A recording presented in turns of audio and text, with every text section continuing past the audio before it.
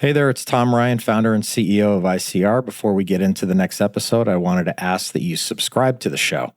It'll help us get even more unique and interesting guests on the podcast and in turn continue to educate management teams and the growing ecosystem that creates value for fast-growing private and public companies.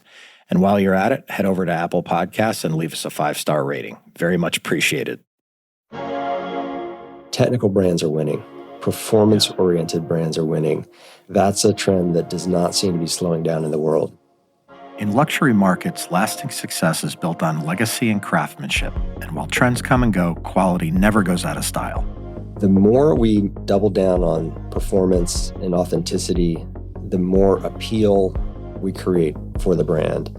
That paired with our direct-to-consumer model, it enables us to control what we're making through the vision that we've set for who we want to be. Being a public company can be hard. Small missteps can have outsized consequences. I'm Tom Ryan, founder and CEO of ICR, and over the last 25 years, we've helped thousands of companies understand and navigate the stock market and the media.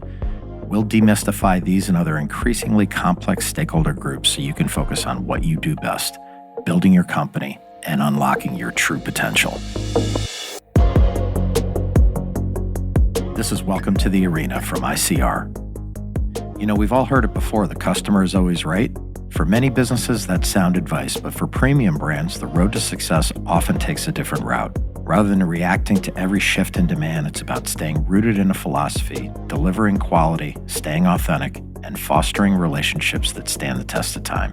Today's guest has fully embraced this approach, leveraging his brand's strengths to set a new standard of excellence in the technical apparel market.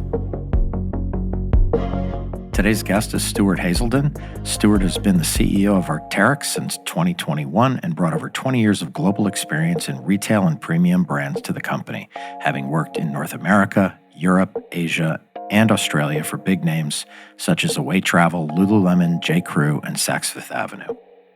Stuart served as a Cavalry Officer in the United States Army, a defining experience for him that shaped his views on leadership. His service was also the beginning of a lifelong love of mountain and alpine sports. In fact, Stuart learned to ski in the Austrian Alps while he was stationed in Germany. His passion for the outdoors and leadership is central to his business approach, and he sees working shoulder to shoulder with leaders at all levels as critical to building a company's future success. Let's enter the arena with Stuart Haselden.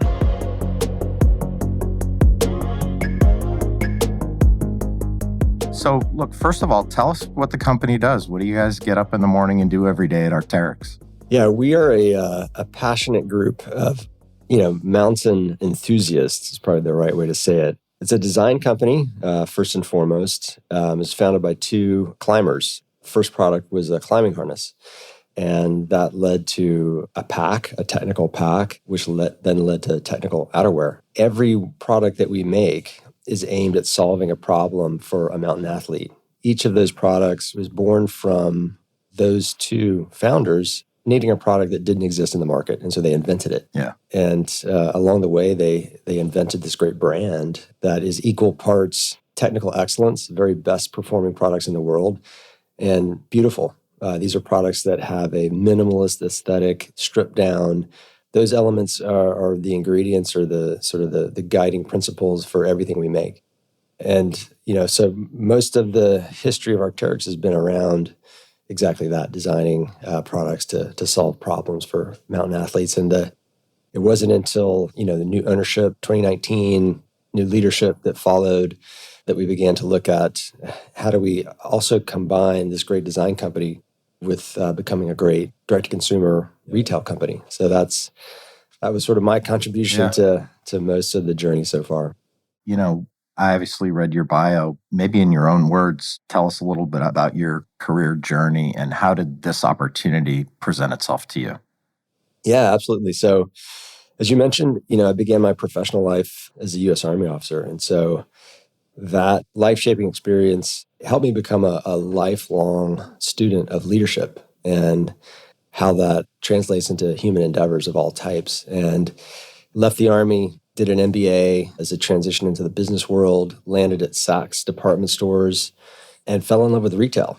Had no sort of passion for that business before I joined Saks. But soon after joining, really fell in love with the speed, the dynamic nature of retail. You're reinventing your product line every 6 months, low barriers to entry, cutthroat capitalism. All those things were elements that make for a business and an industry that is very dependent on leadership. And I loved it. And so I left Saks, I landed at J.Crew, working for a guy named Mickey Drexler, and was there 9 years. And there I fell in love with direct-to-consumer. Yep. The connection to the customer, owning your design, owning your products 100%, and growth. So that was a great experience as well. And following that, landed at Lululemon.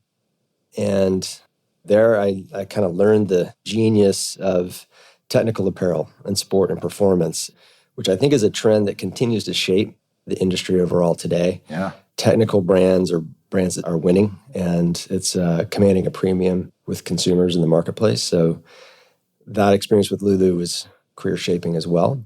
I left Lulu after 5 years, really enjoyed my time there. Had a brief stop at a company called Away Travel. Yep. While I was there in 2020, I was approached by some folks that I knew that were investors in Amer Sports that owned Arc'teryx.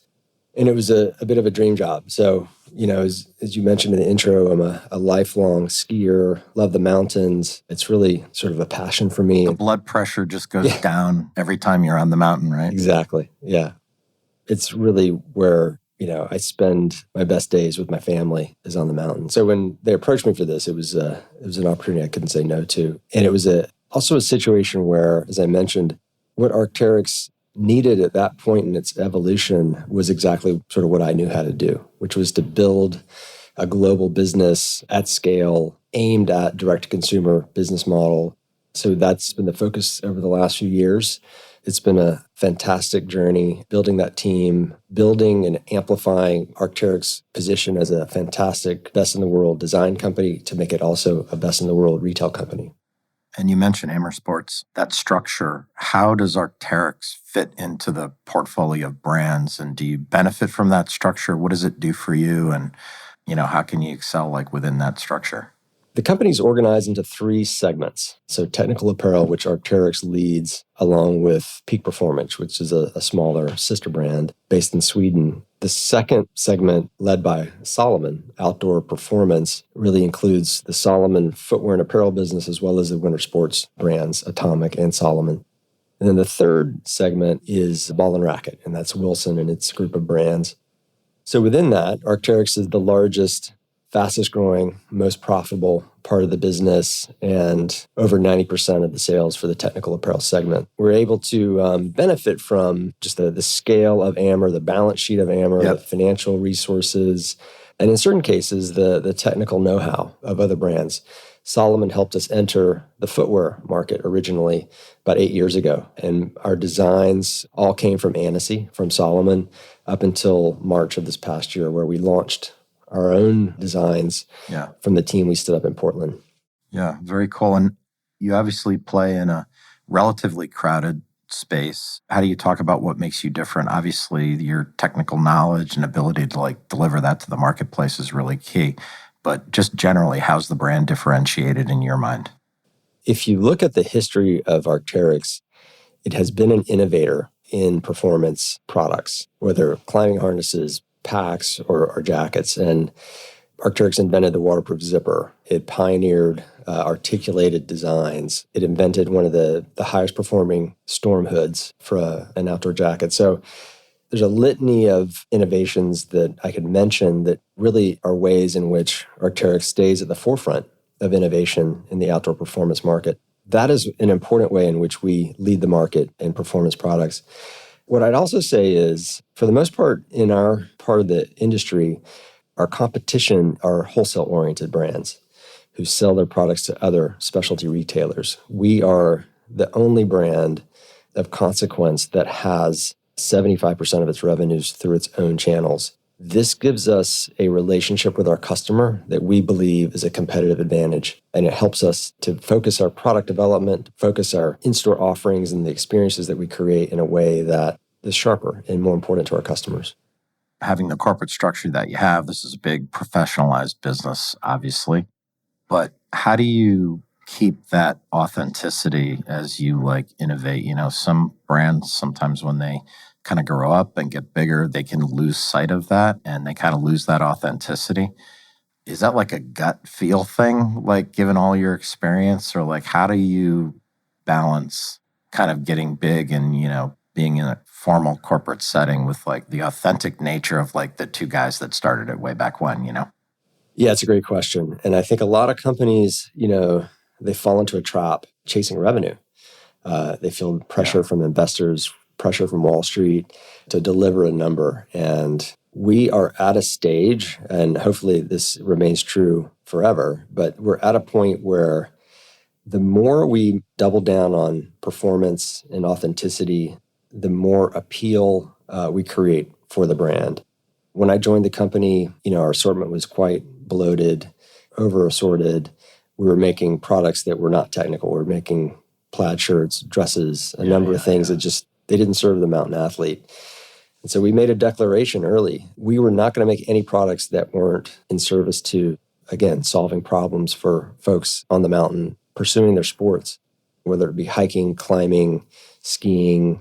We were going to make performance products. And so we exited a lot of these more lifestyle, quote unquote, products in favor of performance. And what we've seen is an enthusiastic response from our customers. And that paired with taking control through our direct-to-consumer model, it enables us to control what we're making and drive our revenues in a greater degree through the vision that we've set for who we want to be. So today, if you go to our design center, you're going to meet our, some old crusty climbers who are working on a harness or a pack or a jacket that they're going to take on the mountain that afternoon and beat the crap out of it, bring it back the next day and iterate on it, make it better. And the reason I mention that is that they're not working on a design brief from a merchant to fill a certain consumer. Based on a focus group or some. That's right. In most cases, they're building products for themselves. And it's just the way our two co-founders started the company, building products for themselves, where they couldn't find what they needed in the market. That we continue to have that ethos. We continue to have that as the central manner in which we build product. And those folks are never aware of market share or, assortment gaps or how we might create a commercial outcome. It's really focused on performance.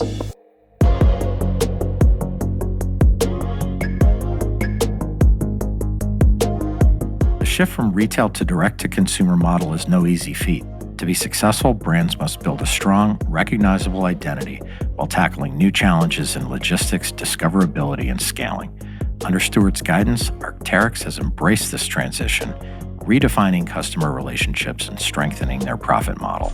But as with any major change, there were certainly some hurdles along the way.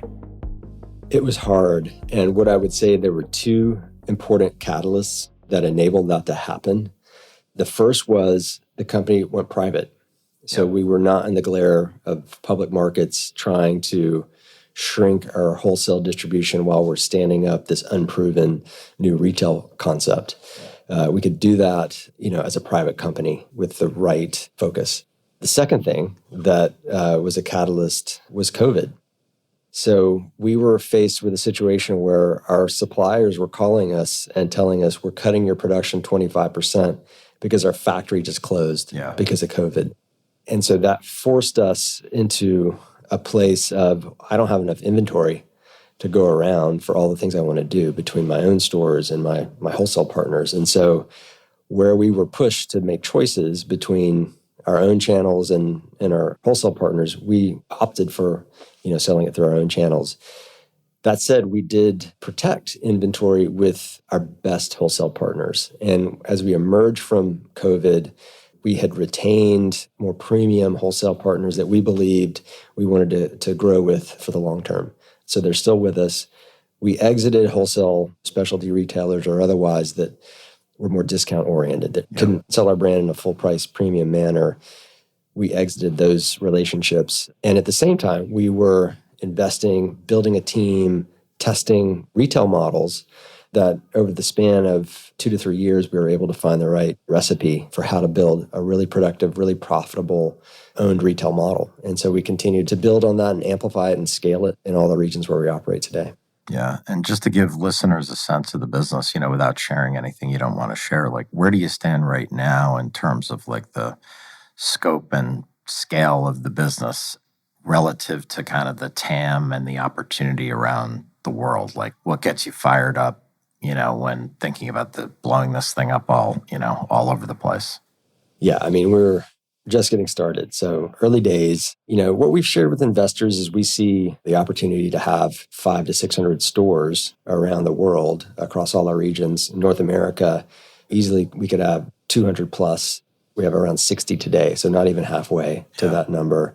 And, I haven't mentioned our digital offerings. And so in North America, for example, our e-commerce business is as big as our retail business. And combined, they're 75% of our revenues. So we have a fantastic digital platform as well. And it's been an important source of growth for us. So from a channel standpoint, the store count's a good indicator of just where we are in the journey. I think we have 134 brand stores globally against a TAM, if you will, or a potential for retail as a key indicator of scale potential of 500 to 600.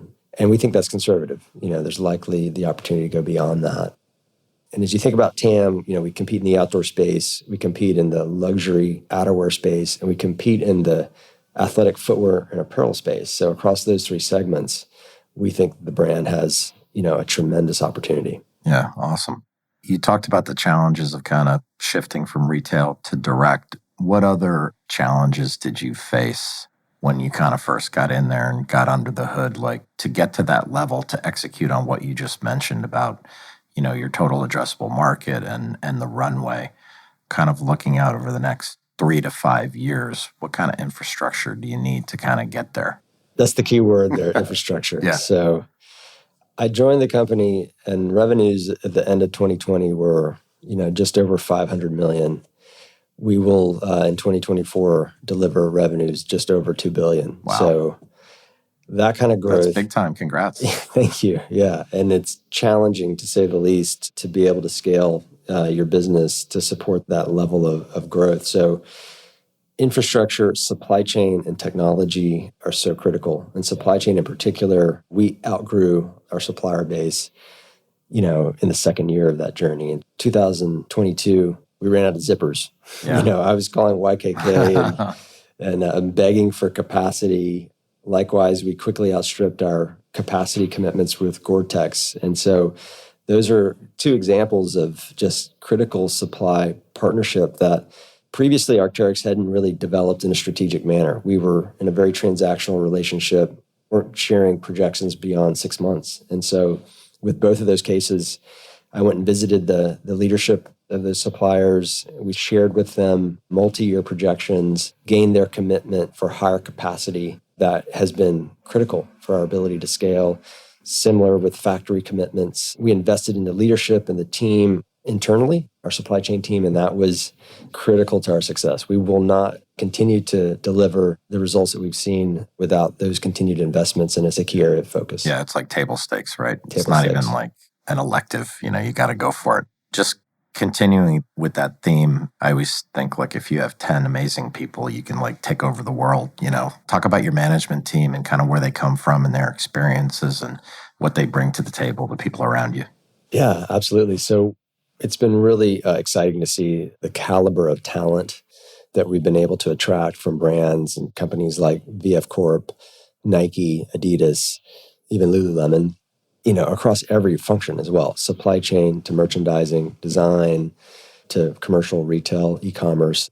Without getting into specifics, the talent is really the reason we are winning. And the leadership team we've assembled is, in my view, best in the world. Yeah. And that is the single most important factor for our continued success. Yeah, cool. And between all your experience prior to getting to the company, you worked with some pretty amazing people with great reputations, like a Mickey Drexler that you mentioned before. What was it like working for him, and what were kind of some of the lessons that you took away from kind of being around him every day and working with people like that? Yeah, Mickey's a dynamic leader, to say the least. He obsession over the customer. He wakes up every day wanting to know what the customer is looking for, what's winning, what's not winning from a product standpoint.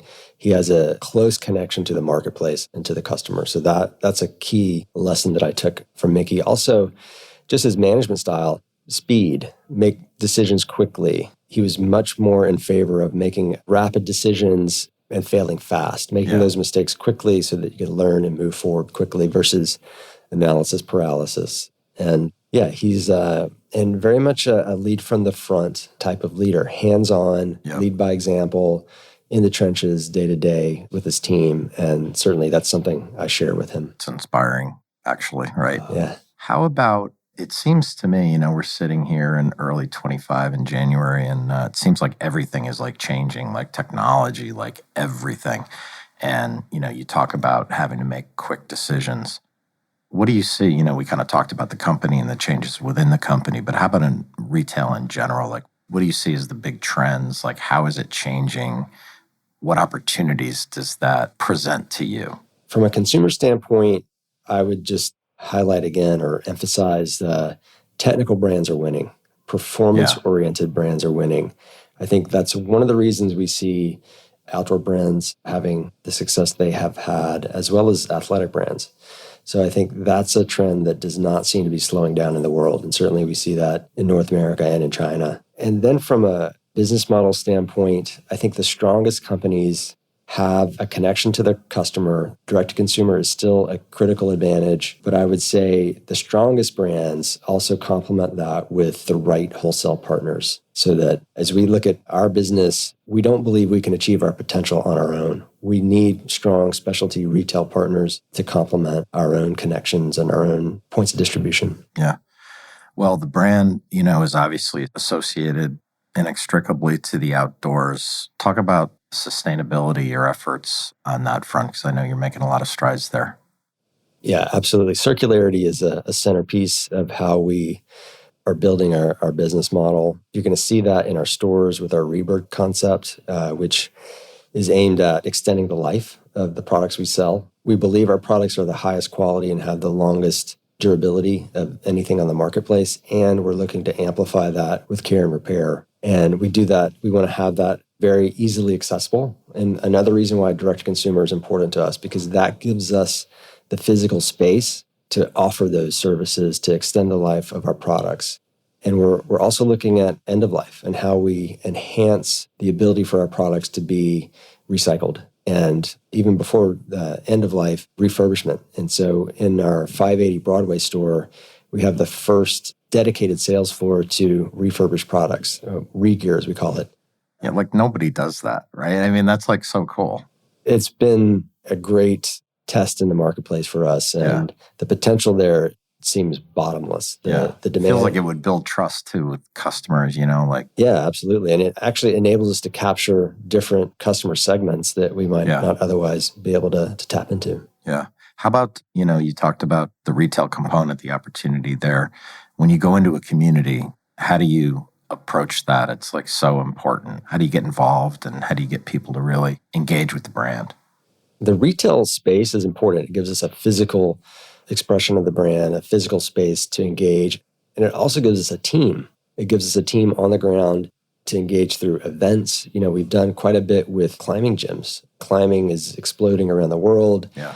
And while we're a mountain brand, there are climbing gyms in urban, settings in all the markets where we operate. And so we've been able to tap into that trend in a really cool way. And it enables us to find customers, guests from all ages and demographic segments of the marketplace. And so that's an important way for us to connect in a way that's authentic to who we are. We started as a climb brand. Climbing harness was the first product. And so that's a natural point for us to engage with our community. Yeah. Are you a climber? When you were at Lululemon, maybe you were doing a lot of yoga. I have no idea. But, I know you're a skier, but what's your favorite activity? What do you do outdoors that kind of is consistent with the whole brand? Because you're kind of a poster child now, right? I'm a passionate skier and hiker as well. So those were the activities I did before I joined the company. I would tell you, since joining Arc'teryx, I've become an enthusiastic climber. Yeah. Not a very accomplished one, Yeah. but enthusiastic. So it's a great sport. A for effort.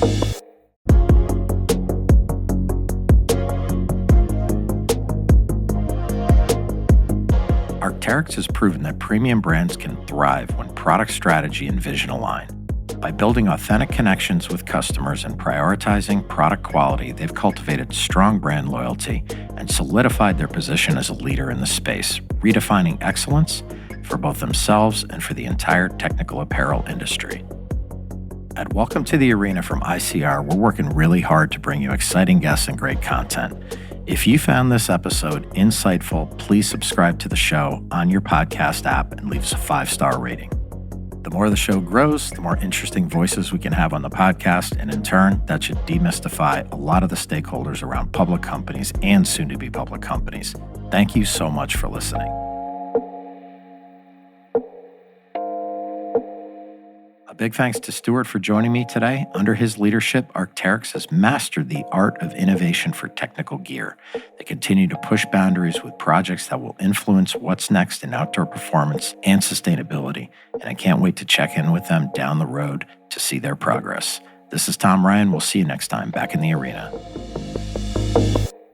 References to specific stocks are not intended to be recommendations for specific trading behavior. Comments presented on this podcast are intended for informational and educational purposes only, and do not represent opinions or recommendations on whether to buy, sell, or hold shares of a particular stock. All investors are advised to conduct their own independent research into individual stocks before making a trading decision. In addition, investors are advised that past stock performance is no guarantee of future price performance.